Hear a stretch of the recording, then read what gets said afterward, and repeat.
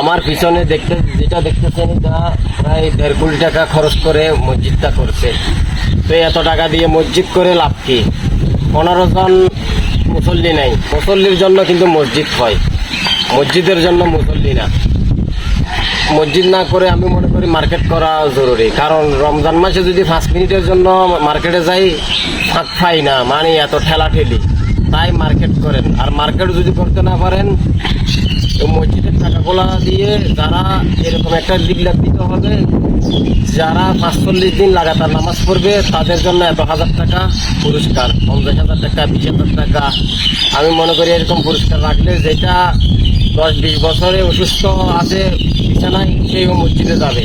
এছাড়া আমি আর কোনো গতি দেখতেছি না। যারা আর দান সৎকা করেন তারা দান সৎকা না করে, দান সৎকা করে আল্লাহ কি হবে? আপনার দান সৎকায় সবাই কি ভালো জিনিস খাইতেছে, খারাপ জিনিসও খাইতেছে। তো দান সৎকা না করে আপনিও আপনার বাড়ির মধ্যে ডিক্লার দেন 45 দিন যে নামাজ পড়বে তার জন্য এত 1000 টাকা। এছাড়া মুসল্লি বাড়ার আমি আর কোনো গতি দেখতেছি না।